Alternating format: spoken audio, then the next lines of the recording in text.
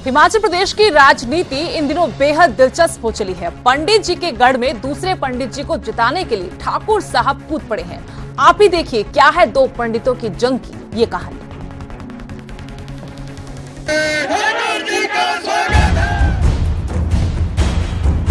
राजनेताओं का असल चेहरा चुनावों के दौर में सामने आता है।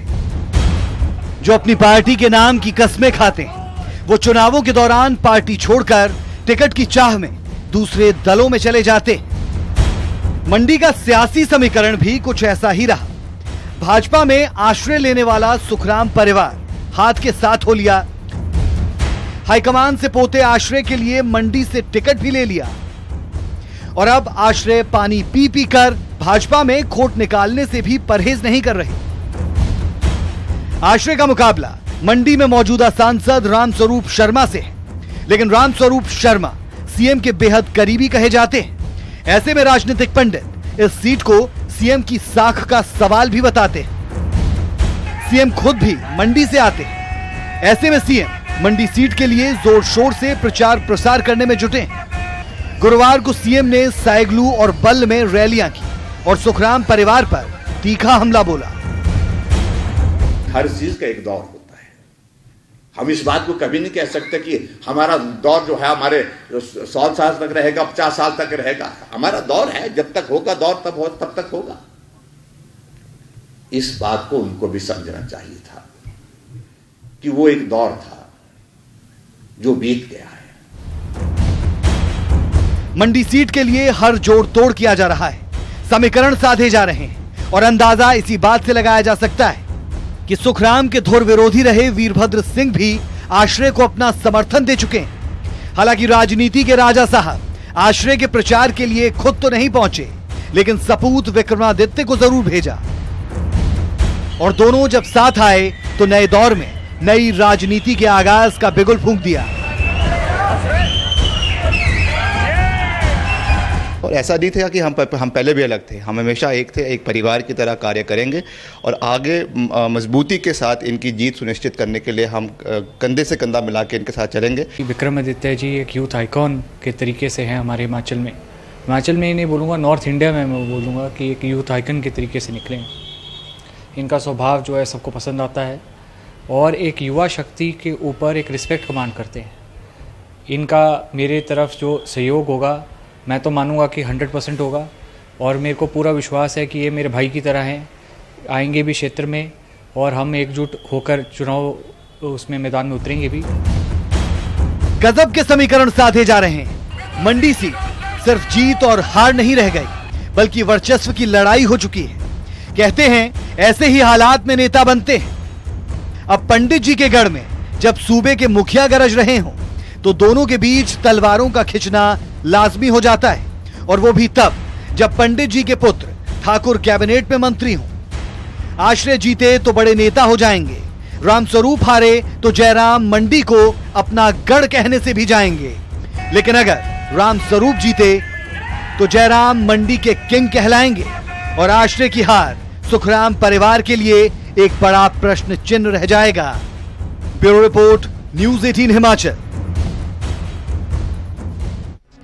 दरअसल जब से आश्रय शर्मा को कांग्रेस की टिकट मिली है तभी से सीएम जयराम ठाकुर का अनिल शर्मा पर हमला जारी है। लेकिन मंत्री अनिल शर्मा ने भी साफ कर दिया है कि उन्हें मंत्री पद का कोई मोह नहीं है। मुख्यमंत्री जयराम ठाकुर और अनिल शर्मा में किस तरह वार पलटवार का ये सिलसिला जारी है, आइए देखते हैं। इन्वॉल्वमेंट उनकी पाई जाती है तो उनसे इस्तीफा मांगा जा सकता है। अगर इस्तीफा देने की परिस्थिति में नहीं होती तो इस्तीफा जो है वो लिए बिना भी मंत्रिमंडल से हटाया जा सकता है। अखबार में कह रहे हैं कि यदि नहीं काम करेंगे तो मंत्री परिषद से भी जाना पड़ेगा, विधायक से भी जाना पड़ेगा। मैं उनको बता देना चाहता हूं आपके चैनल के माध्यम से कि मुझे कोई मंत्री का शौक नहीं है। मुझे तो ये कहना है कि वो मंडी में काम करें, फिर भी उसके बावजूद उनको दिक्कत आती है तो आने वाले समय में विचार करके हम कुछ निर्णय करेंगे। आप वोट की राजनीति जो है इस तरीके से मुझे ढाल बनाकर आप वोट मांगने की राजनीति करना चाहते हैं, जबकि मैंने कहा कि ना मैं भाजपा का और ना ही कांग्रेस का काम करूंगा। ये मुझे लगता है कि उनके जीवन के लिए, जिंदगी भर के लिए कलंक जो है वो जिंदगी भर के लिए एक बहुत बड़ा धब्बा उनके राजनीतिक जीवन पर लगेगा कि तुम वही आश्रय हो जो सुबह तुम टिकट भाजपा से मांग रहे थे और दोपहर को तुम कांग्रेस से टिकट मांग रहे थे। लगातार इनको मैं कहता रहा कि इस तरह का जो है आशय कदम का उठा सकता है, इसकी सेवाएं पार्टी में लो। यदि भारतीय जनता पार्टी में इसकी सेवाएं ली जाती तो मैं समझता हूं कि पार्टी को मजबूती मिलती और जो मंडी के अंदर आज ये हालात बनी है वो हालत नहीं बनती। तो आया राम गया राम, आज इस पार्टी में है, कल उस पार्टी में है, परसों कहाँ होंगे कोई पता नहीं है। पंडित सुखराम के बारे में ये सारी बातें पहले से जाहिर है। और कई बार कहते हैं जी आप दल बदलू हैं, पार्टी बदलते हैं, आया राम गया राम बोलते हैं। महेंद्र सिंह तो 5 पार्टियां बदल के जो है 5 बार उन्होंने अलग अलग चुनाव निशानों पे जो है पर जनता उनके साथ चलती है। दादा ने अपने बेटे के बारे में नहीं सोचा, अनिल शर्मा के बारे में नहीं सोचा कि उनका भविष्य क्या होगा राजनीतिक दृष्टि से, और पुत्र आश्रय ने अपने पिता के बारे में नहीं सोचा। कुछ लोग कहते हैं कि भारतीय जनता पार्टी में नहीं आते तो विधायक नहीं बनते, तो क्या जरूरत थी मुझे लाने की? यदि मैं आपने लाया है तो उसका आपको लाभ और हानि यदि आप इस बात से आहत हैं कि मुख्यमंत्री ने आपके पिता के लिए कहा कि वो रेलेवेंट नहीं है? बिल्कुल, उनको अपने विवेक पर, हमने उनके विवेक पर छोड़ दिया, उनको निर्णय करना है। क्या निर्णय करना है उसके सारी बातों का इंतजार कर रहे हैं, हमें कोई कंफ्यूजन नहीं है। मंत्री हूं पर कुछ समय के लिए, क्योंकि मैं जानता हूं कि ये केवल चुनाव के लिए मुझे इस्तेमाल किया जा रहा है। कुछ समय के बाद मुझे मंत्रिपरिषद बाहर किया जाएगा। हो सकता है मैंने अभी पार्टी के खिलाफ काम नहीं किया है, फिर भी कुछ न कुछ इल्जाम मेरे पे लगा के पार्टी से भी निकाल सकते हैं। अनिल शर्मा अपनी भूमिका तय करें, बेटे के लिए काम करने हमें कोई आपत्ति नहीं है। ऐसी सूरत में उनको विधानसभा की सदस्यता भी खोनी पड़ेगी, मंत्रिमंडल से भी।